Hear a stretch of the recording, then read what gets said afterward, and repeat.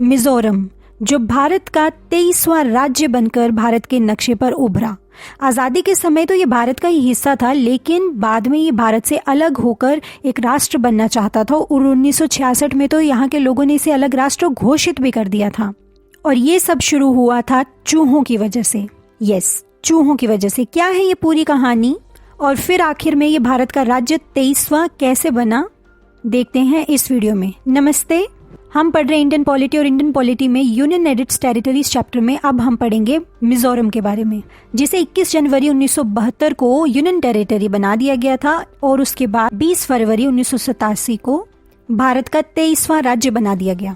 मिजोरम, जो भारत के north east हिस्से में स्थित है और अपना बॉर्डर शेयर करता है त्रिपुरा, असम और मणिपुर के साथ, जहां आज राज्यसभा की एक और लोकसभा की भी एक सीट है। हाई कोर्ट शेयर करता है असम के गुवाहाटी में असम के साथ, जहां का लिटरेसी रेट 91.58% है, जो केरला के बाद सेकंड नंबर पर है और जो पॉपुलेशन में भी सिक्किम के बाद सेकंड लीस्ट पॉपुलस स्टेट है, कभी भारत से अलग हो गया था। आखिर में तत्कालीन प्रधानमंत्री श्रीमती इंदिरा गांधी जी को एयरफोर्स की मदद से बॉम्बिंग करनी पड़ी, आर्मी को टेक ओवर करना पड़ा, तब जाकर परिस्थितियां संभली। तो चलिए शुरू से शुरू करते हैं। आज के मिजोरम को पहले लुशाई हिल्स कहा जाता था। यहाँ के नेटिव लोगों को मीजो कहा जाता था। ब्रिटिश रिकॉर्ड्स की माने तो यहाँ पर सबसे पहले कुकीज रहा करते थे। कुकीज मतलब एक ट्राइब का नाम है, और फिर बाद में वहाँ और ट्राइब्स ने भी माइग्रेट करना शुरू किया था। ये ट्राइब्स स्लैश और बर्न या झूम कल्टीवेशन किया करती थी। मतलब एक जगह कल्टीवेशन करी, सॉइल की प्रोडक्टिविटी कम हो गई तो फिर दूसरी जगह जंगल को जला दिया या काट दिया और वहां पर फिर कल्टीवेशन करना शुरू कर दी। इसे कहते हैं झूम या स्लैश कल्टीवेशन। सब कुछ ऐसे चल रहा था, लेकिन 1840 में ब्रिटिशर्स की नजर पड़ती है लुशाई हिल्स वाले एरिया में। उन्होंने यहाँ पर इंटरेस्ट शो किया और कई ट्राइब्स के साथ छोटी बड़ी बैटल्स के बाद लास्ट में 1895 तक मीजो हिल्स या लुशाई हिल्स पर ब्रिटिशर्स ने लगभग अपना कंट्रोल कर लिया था। यह ब्रिटिश इंडिया का पार्ट बन चुकी थी, आइजोल हेडक्वार्टर्स के साथ। खैर 1947 में भारत आज़ाद हुआ और आज़ादी के समय, अगर आपको पता होगा, जब हमने 1950 में अपना कॉन्स्टिट्यूशन लागू किया था तो हमने स्टेट्स को part A, part B, part C और पार्ट डी स्टेट्स की फॉर्म में रखा था। वो आज के प्रेजेंट स्टेट्स और यूनियन टेरिटरी की फॉर्म में नहीं थे। तो उस समय अगर हम नॉर्थ ईस्ट की तरफ देखते हैं तो कॉन्स्टिट्यूशन के अकॉर्डिंगली मणिपुर और त्रिपुरा पार्ट सी का पार्ट थे, जबकि असम पार्ट ए का पार्ट था, जिसमें आज का मिजोरम वाला एरिया भी आया करता था।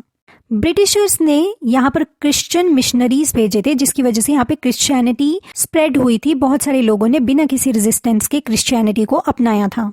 लेकिन तब कुछ लोगों का मानना था कि मिजोरम को असम से अलग कर देना चाहिए, लेकिन ये मांग ज्यादा फैल गई चूहों की वजह से।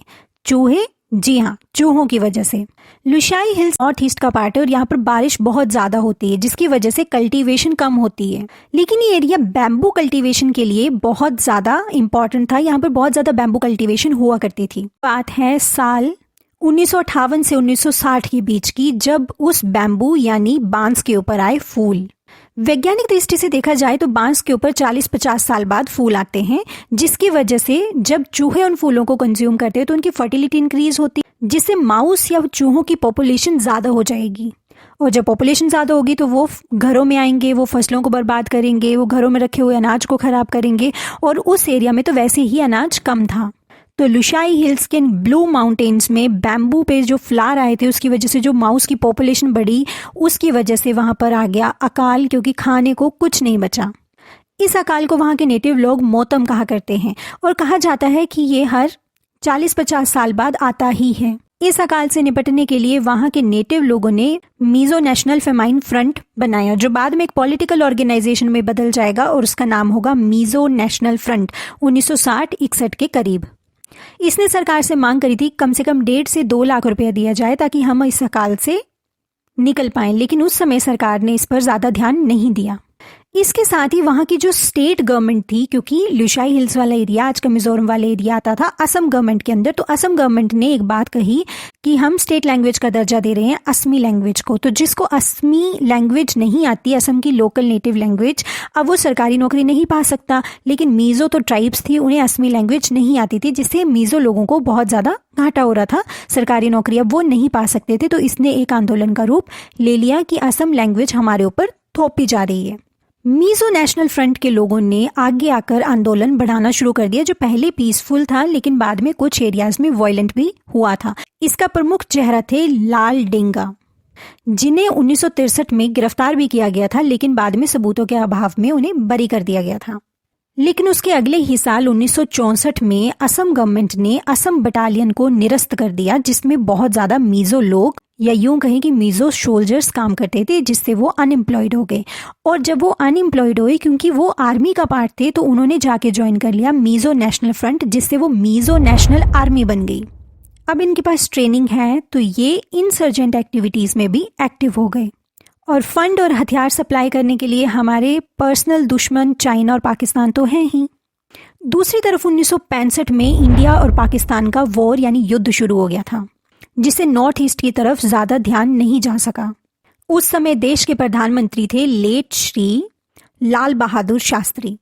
शास्त्री जी को MNF यानी मीजो नेशनल फ्रंट की तरफ से साल के अंत में 1965 के अंत में एक प्रस्ताव भेजा गया, जिसमें उन्होंने कहा कि आप क्या चाहते हैं, वॉर या पीस। लेकिन ठीक से इस विषय पर प्रधानमंत्री जी से MNF की बात होती उससे पहले ही जनवरी 1966 में ताशकंद में उनकी मृत्यु हो जाती है।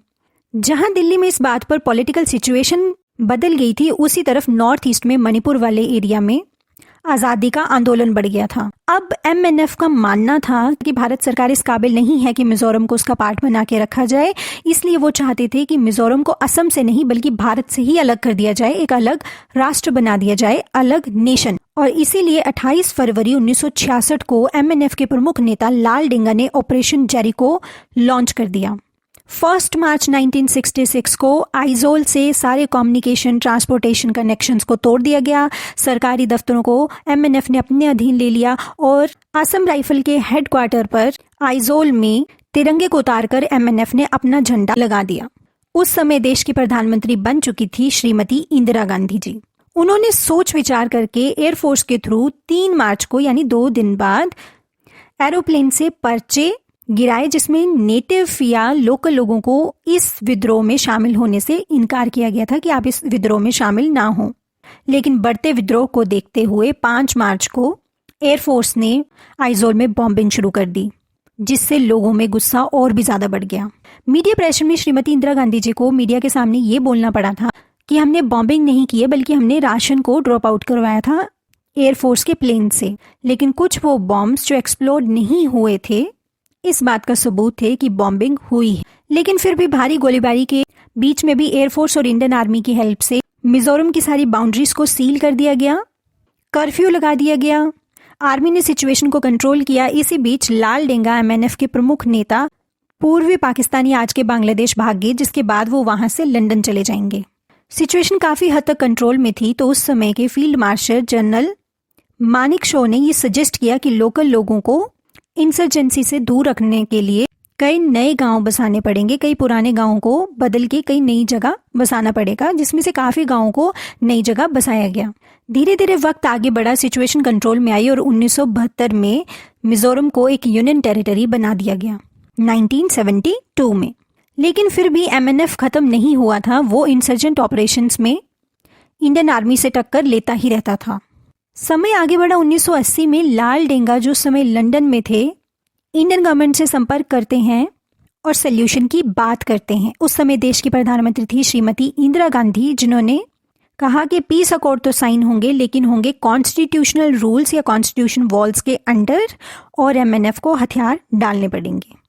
लेकिन इससे पहले कि कुछ होता, 31 अक्टूबर 1984 को, उसी दिन जिस दिन लाल डेंगा के साथ उनकी मीटिंग फिक्स थी, वो मिलने वाले थे, उसी दिन श्रीमती इंदिरा गांधी जी की हत्या कर दी जाती है उन्हीं के अपने बॉडीगार्ड्स के द्वारा। फिर दिल्ली में पॉलिटिकल इक्वेशंस फिर से चेंज हो जाती हैं। इसके बाद प्रधानमंत्री बनते हैं श्रीमती इंदिरा गांधी जी के बेटे लेट श्री राजीव गांधी।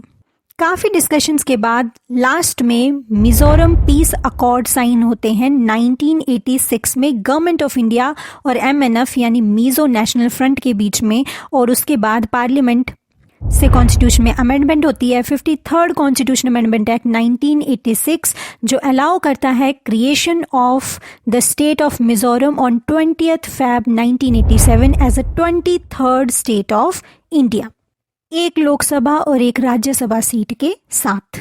तो ऐसे मौतम अकाल से शुरू हुई ये कहानी मिजोरम को भारत का 23वां स्टेट बना देती है 1987 में। इस वीडियो में इतना ही, मिलते हैं किसी अगली वीडियो में। धन्यवाद।